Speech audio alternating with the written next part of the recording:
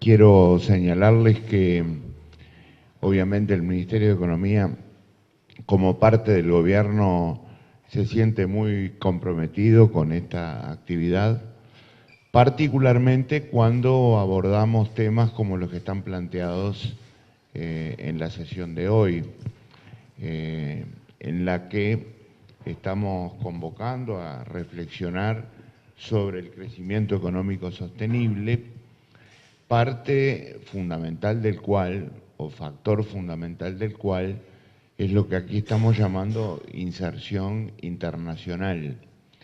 Y el primer comentario que quiero hacer al respecto, a título introductorio, para estimular después la reflexión y el intercambio, es que el foco lo vamos a poner precisamente por la forma en que está concebido este encuentro, en lo que aquí estamos llamando inserción internacional.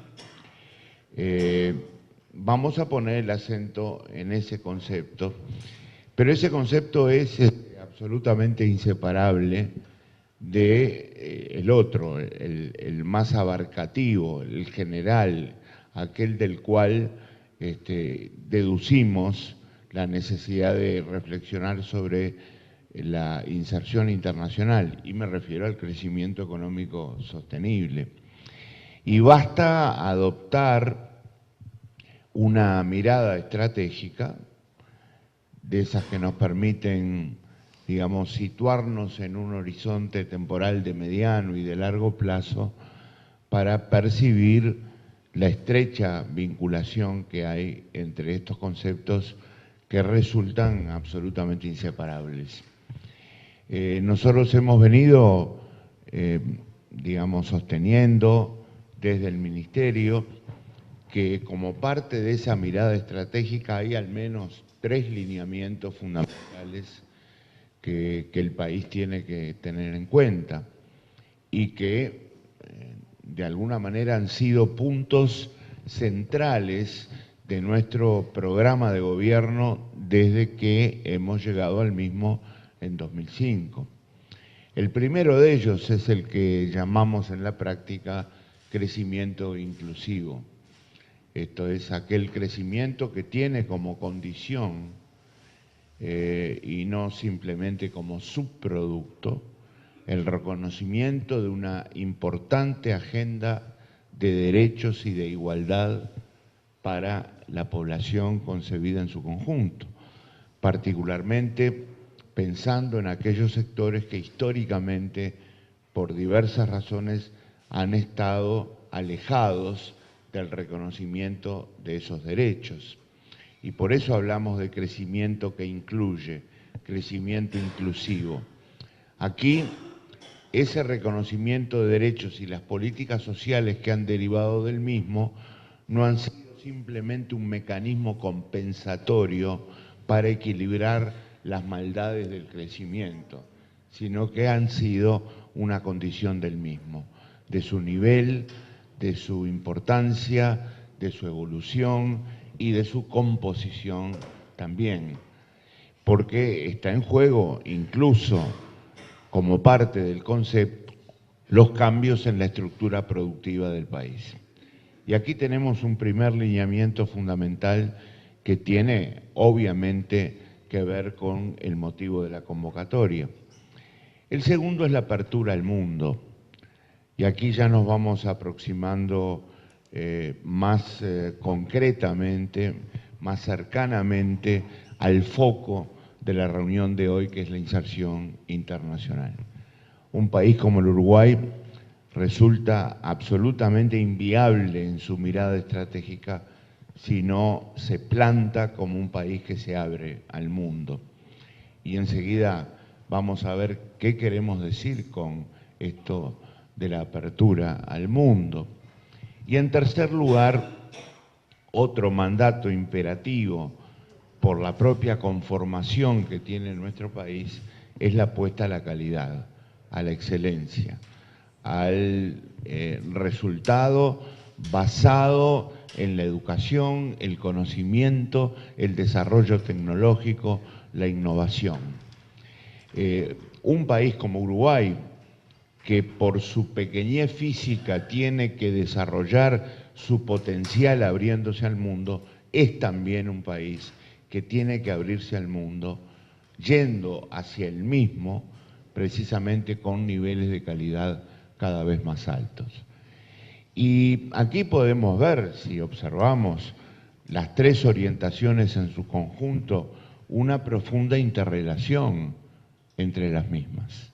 Se crece cambiando la estructura de la producción de modo de asegurar la inclusión, pero la inclusión y el cambio en la estructura de la producción depende de que seamos capaces de basar este proceso en factores durables como es el conocimiento y la innovación.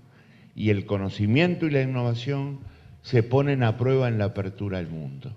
Esto es, se sale al mundo con mayores niveles de conocimiento e innovación. Se traen del mundo, en un viaje de ida y vuelta absolutamente imprescindible, nuevos y mejores niveles de innovación y de calidad que hacen que el país pueda precisamente apelar a estos factores estructurales para diseñar su estrategia de mediano y de largo plazo. Cuando nos concentramos en el tema de la inserción internacional, casi que surge espontáneamente, y sobre todo para nosotros los economistas, a veces conscientemente, a veces inconscientemente, los aspectos de naturaleza más económica de la apertura y la inserción internacional.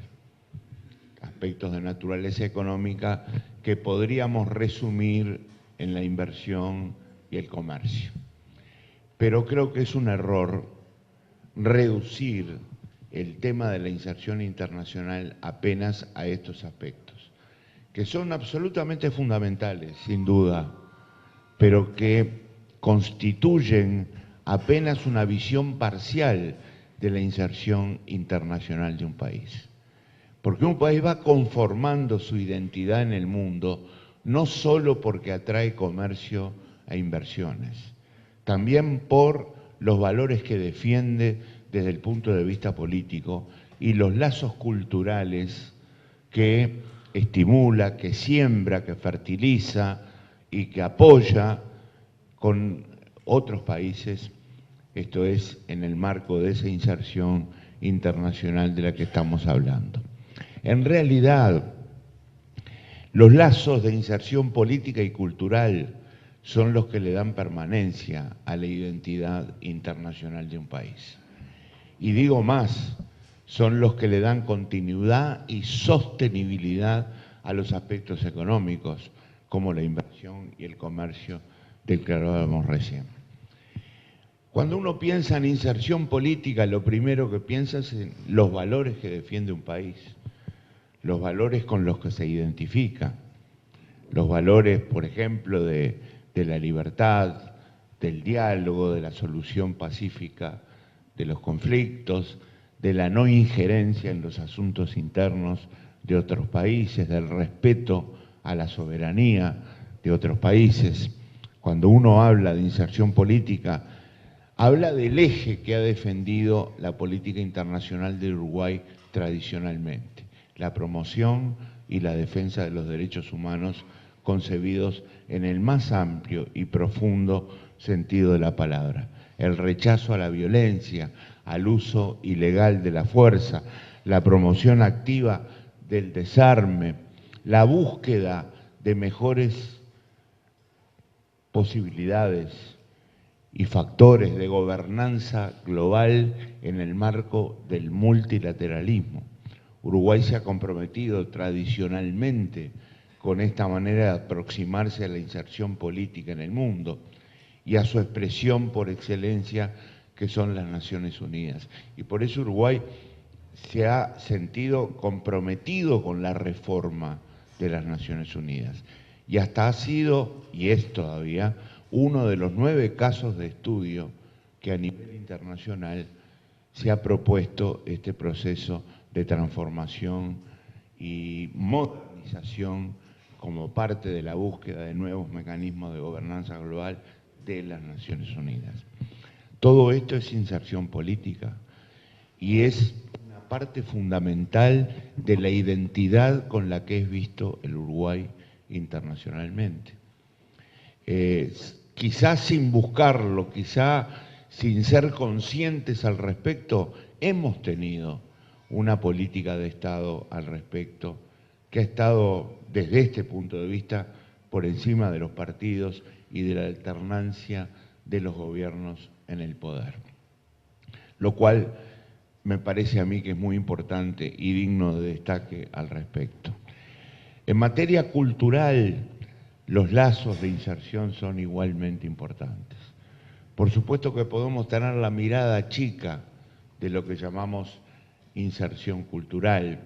La mirada chica, perdón, no lo digo en sentido de subestimarlo, lo digo en el sentido de la aproximación de enfoque, esto es el aprendizaje de idiomas, la formación de capacidades humanas, el conocimiento de las historias y las culturas de los países, el fomento de la creación artística.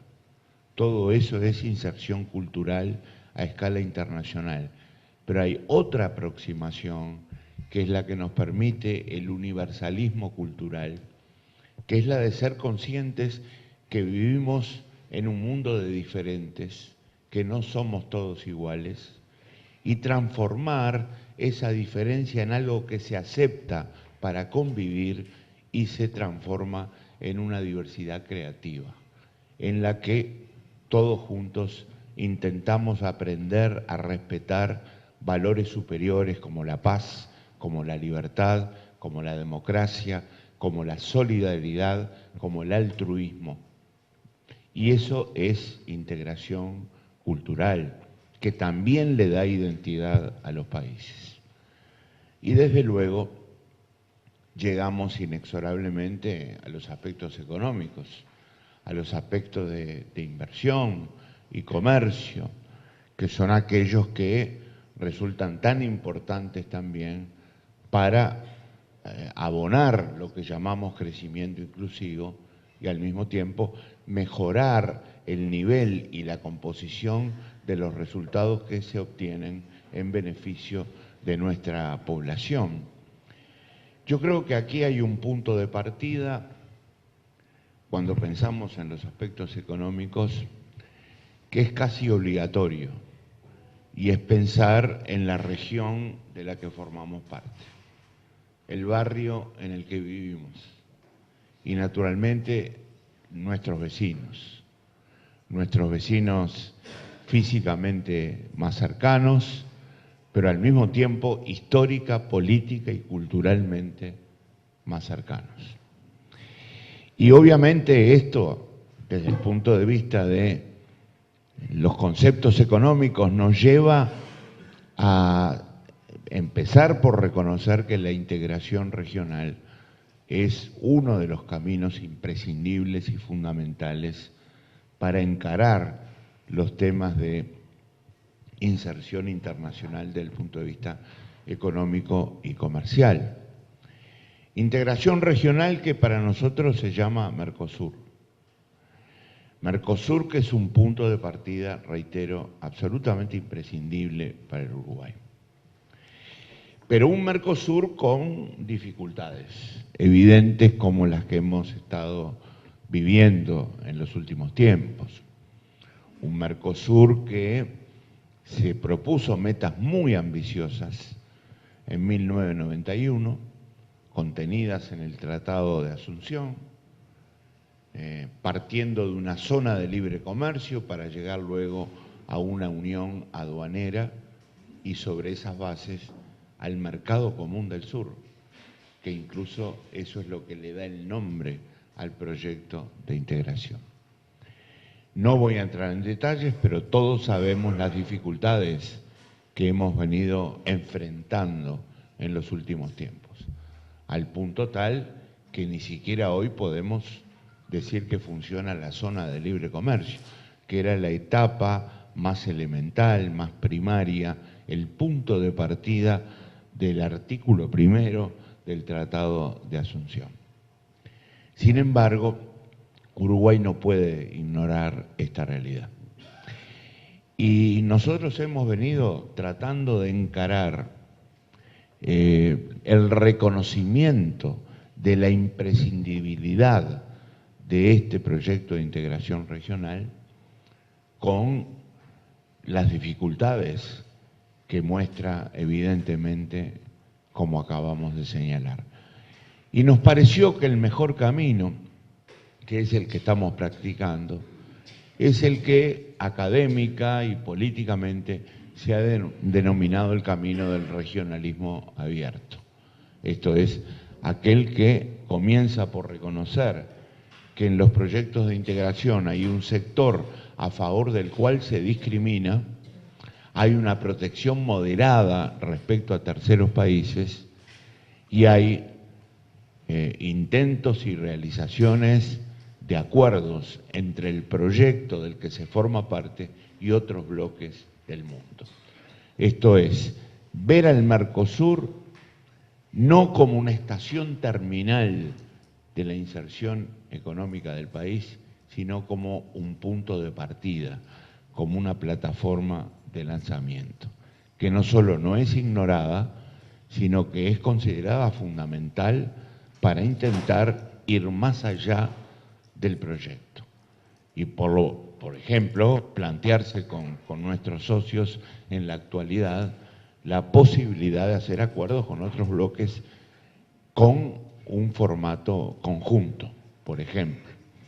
Pero también ver la posibilidad de que haya flexibilidades admitidas conjuntamente por todos quienes formamos parte de este proyecto y que al mismo tiempo le permitan al propio proyecto fortalecerse y empezar a superar los problemas que hoy tiene. Entonces, es con ese criterio que hemos venido encarando la integración comercial en los tiempos que corren, y es con ese criterio que seguimos alentando e inspirando la política comercial internacional del país. Ahora bien, Uruguay simultáneamente, y ahora pensemos en el otro factor de integración económica que son las inversiones, ha procurado desde hace años generar un clima de negocios propicio para la inversión y sobre todo para la llegada de inversión del exterior, que a esta altura ha cumplido un papel muy importante en el país. Primero ha crecido en volumen, ha mejorado en composición y al mismo tiempo ha generado resultados positivos para el Uruguay desde el punto de vista de lo que podemos considerar el mundo del trabajo, que supone el establecimiento de resultados productivos, resultados en materia de empleo, en materia de ingresos, de composición de empleo y de ingresos, que han tenido realmente un balance, como decíamos, positivo en el país. Estos intentos de creación de lo que podemos llamar un clima propicio a la inversión han tenido tres factores constitutivos muy importantes. Por un lado, cuando empezamos sobre todo a generarlo, un combate a las vulnerabilidades que tenía el Uruguay hace algunos años. Vulnerabilidad en el campo fiscal, vulnerabilidad en el campo del endeudamiento con el exterior, el endeudamiento público además concebido en su conjunto, vulnerabilidad productiva, vulnerabilidad social. Nosotros comenzamos a construir este clima de inversiones con un país que tenía 40% de pobres. Entonces no se podía en esta construcción ignorar la profunda desigualdad social que existía en la sociedad uruguaya. Y hubo que lidiar y trabajar conjuntamente con las dos realidades. Por eso digo que el combate a eso que llamamos vulnerabilidades incluye la social. Ningún país puede considerarse un país estable, ordenado y al mismo tiempo atractivo para las inversiones con la desigualdad que tenía el país en aquellos tiempos. Por eso, este fue el primer punto de la construcción de un clima atractivo para la inversión. En segundo lugar, la modernización institucional. Todo proceso de desarrollo económico y social, todo proceso de estímulo a la inversión, tiene que tener como base, entre otros factores, una evolución institucional que muestre dos características fundamentales. Primero, se van creando instituciones nuevas que no existían en el país.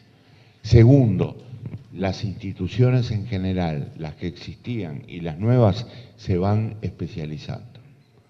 Y por eso, en la búsqueda de un clima propicio para la inversión del exterior en el Uruguay, Uruguay realizó cambios fundamentales en su sistema tributario, cambios fundamentales en el funcionamiento de los servicios de la aduana, cambios fundamentales en la Agencia Nacional de la Investigación y la Innovación, creó un mecanismo para estimular, en base a determinados criterios, desde el punto de vista fiscal y tributario, a la inversión llegada desde el exterior, y al mismo tiempo continuó después desarrollando con esta misma perspectiva cambios estructurales importantes como el actual y más reciente, que es el que hemos llamado de inclusión financiera. Pero el segundo componente entonces de una construcción de clima propicio de inversiones ha sido la modernización institucional. Y el tercero, porque no hay atractivo de inversiones sin él, han sido los estímulos a la rentabilidad de la inversión del exterior. Estímulos que tienen que ver con la presencia y la vigencia de factores especiales, condiciones especiales, programas especiales de estímulo a la inversión. Uno de ellos, la ley de 1998 de inversiones, que luego se fue modernizando y adaptando a las nuevas circunstancias y que por fortuna, digo por fortuna en el mejor sentido de la palabra, es también una cuestión de Estado en el país. La ley de inversiones del 98 fue votada por todos los partidos políticos. Y todos los partidos políticos, antes de la llegada al gobierno del Frente Amplio, se comprometieron con esta ley. Y eso le da mucho vigor, mucha fuerza, mucha estabilidad a una herramienta de esta naturaleza. Y luego esa ley de inversiones se fue adaptando, definiendo y apoyándose en nuevos criterios a medida que la realidad uruguaya iba cambiando, como por ejemplo la cantidad y la calidad de trabajo, la descentralización, la capacidad exportadora, la capacidad de incorporar innovación a la producción, son algunos ejemplos. El cuidado ambiental cada día más, son algunos ejemplos, digo, de los criterios en base a los cuales se han calificado los proyectos de inversión a los efectos de discernir y proponer los estímulos fiscales y tributarios a la inversión del país, que han funcionado a nuestro juicio muy bien. A ello habría que agregar el régimen de zonas francas, el régimen de admisión temporaria, el régimen de aeropuertos y puertos libres que rige en el Uruguay, que también son ejemplos de regímenes especiales en favor del atractivo de la inversión. Todos estos aspectos tienen que ver con la inserción internacional vista desde el punto de vista económico, esto es, la que refiere directamente a comercio e inversiones. Pero reitero lo que dije antes, la apertura al mundo del Uruguay es una unidad en la que están en juego todos estos factores. Si Uruguay hoy es visto como un país diferenciado en el barrio al que pertenecemos. Si Uruguay hoy es visto como un país en el que se puede confiar, si Uruguay hoy en todas las mediciones internacionales de firmas muy prestigiosas es visto como la democracia más fuerte de toda la América Latina y como el país que despierta la mayor adhesión a este sistema de convivencia y de gobierno, no es solamente porque lleguen inversiones o porque se desarrolle el comercio, es porque el país tiene una sola identidad internacional en la que juegan aspectos económicos, pero también aspectos políticos y culturales. Y por eso, en estos comentarios introductorios, quise poner mucho el acento para tener precisamente la posibilidad de abordar esa mirada global que les he propuesto.